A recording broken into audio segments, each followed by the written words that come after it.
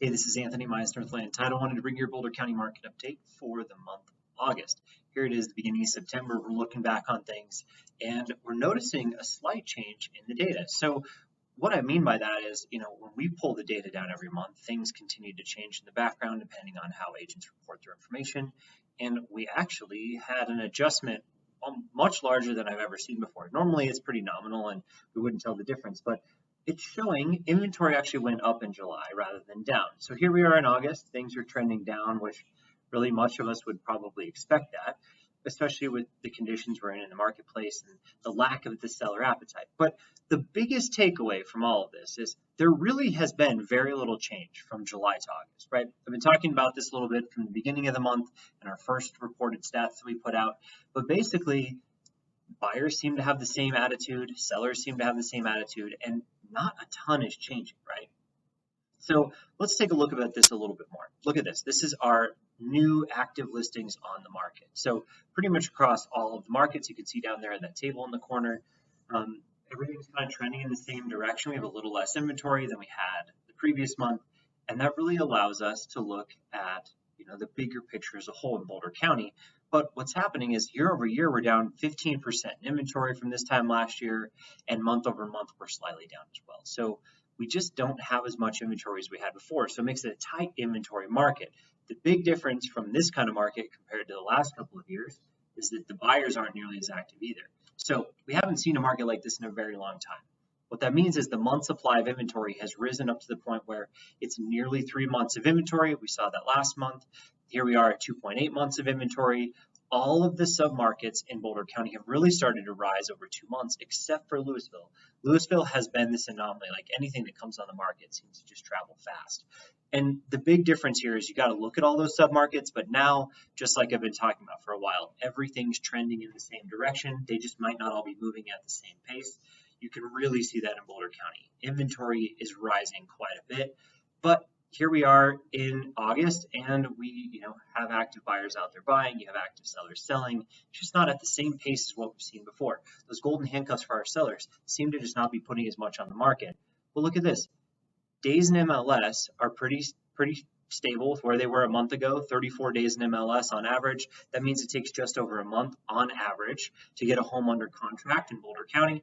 It's important information to share with your buyers and your sellers because they are just not moving as quickly as they've been used to over the last few years. Now, if you look back to 2018, 2019, something like that, these are really normalized numbers, right? This is exactly what you should expect for this time of year. You should expect this to rise through the rest of the year.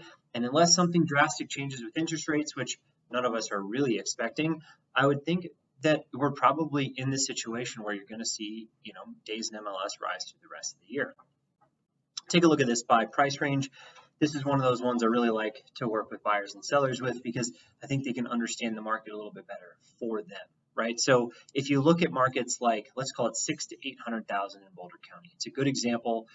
We have 167 units on the market, only 96 of them sold. So we really are not having a ton move, but it was the biggest price point of sales, right? So even with that sale, we are nearly flat compared to this time last year in sales. And that's actually one of the better markets across the county. It's just because cost of money is so high, right? And people are resistant to paying those, 7% interest rates or 7+% interest rates most of the time. Now, if you look at it from a supply and demand perspective, this is our month supply of inventory, 600,000 to 800,000. We're talking 2.2 months of inventory. So it's still a seller's market. It's still a good time to sell a home, but it does take 39.5 days on average for that seller to realize what's going on. So this is why I like these slides. And I think by price point can give you a better insight into what's happening. Now, if you look at this one, look at the higher end in the market, right? If you start looking at 1.5 million plus, we're in a balanced market. If you look at 2+ million or more than that, we start to get into this buyer's market. There's a lot of trade-up potential here, but you almost need cash in order to do it because the cost of money is so high that people don't seem to want to weather those payments on bigger homes. But if you're in a position to do that, you can sell at a lower price point relatively easily in a seller's market, and you can trade up into a buyer's market and you really go find a deal on homes. And if you look at this, if you're a seller in some of those higher price points, some homes are still selling relatively fast. Look at 3+ million. There were 6 sales last month, and we had 48 days on market on average. So they are going under contract relatively quickly. It just depends on what product it is. And that's with a year's worth of inventory sitting there, right? So just like always, it really matters what you put on the market and at what price, because those two things dictate how fast it's going to move. All right, take a look at this. This is our sold analysis for the year. Year to date, we're down 15% total. I don't think this is a big deal. We're pretty stable right now. That's a good sign moving into September. I think we're going to see a little bit of a bump in September in total sales. We do a lot of years. With the last year, just a little bit of a bump from the previous year. And so I think in this type of a market, you're going to see just stability through the fall market, through quarter three. Now you get into quarter four, hopefully we outperform last year because it's pretty well expected, but it could be relatively slow. But what does that mean for submarkets? Really look down there in the corner. Over the last 12 months, they've all shifted somewhere in the neighborhood of 12 to 25%, but certain markets have done remarkably better than others. Louisville specifically, get into Erie, also kind of similar, or even in Superior, right? Some of those outerlying markets that are still close to Boulder have done remarkably well. Longmont has slowed down quite a bit. Boulder has slowed down quite a bit. Niwot, because of its price point, has also slowed down quite a bit, 20+%. So the solds are slowing down, but that doesn't necessarily mean too much, because when we go over to the average sales price for these markets, most of them have been relatively stable, even with that drop in sales price. So one thing I wanted to point out here is look at the trailing 12-month data, look at the year-over-year data. We might show 5% down year-over-year, but over the last 12 months, we're showing it pretty well flat. So that's an average of the last 12 months sales prices. It looks like Boulder County has just been stable. Now, we chased prices down from about March all the way through December last year, and then we saw a big bump up again in the spring market like we usually do, and they've been relatively stable, right? They generally start to come down a little bit after those family homes sell, because you're selling a different product type in quarters 3 and 4 than you probably would have in, the end of quarter 1 or quarter 2. So we're seeing a difference in the product type, and that's also a variable in this average sales price.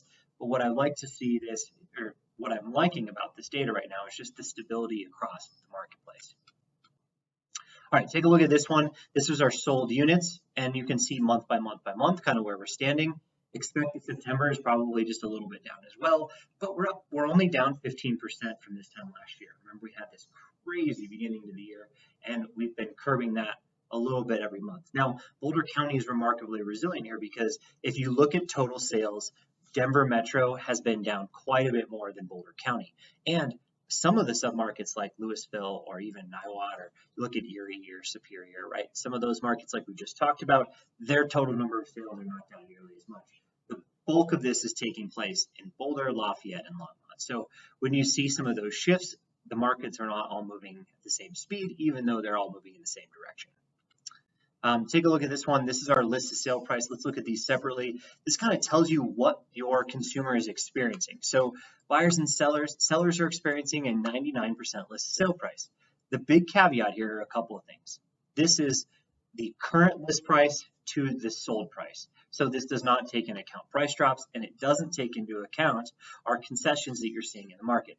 Now, in July, we experienced a 39% rate at land title where homes had concessions. Now, I don't know what the August date is yet. We'll get it at some point here. But just to put that in perspective, this isn't an accurate representation of what's happening in the marketplace. But what it is it's showing stability, and it's showing some sort of normalized seasonality. You're not seeing things really just fall off, right? Sellers are not taking a bath when they sell a home because of the inventory tightening, right? With short inventory means even the buyers that are out there, even if they're not as many as we would have seen before, they are really feeling that, and they actually are bringing decent offers. Now, they're asking for concessions largely for interest rates, but at other times it could be for anything, right? I mean, you might be buying a roof if you have a bad roof, right? Because that's just the way it goes in a market that's, the buyers think it's a buyer's market and the sellers think it's a seller's market, even though there's not a ton of inventory. So if you're patient, you sit put as a seller, I think this can really help, but you do have to have it priced right, because if it's not priced right, it's not going to move.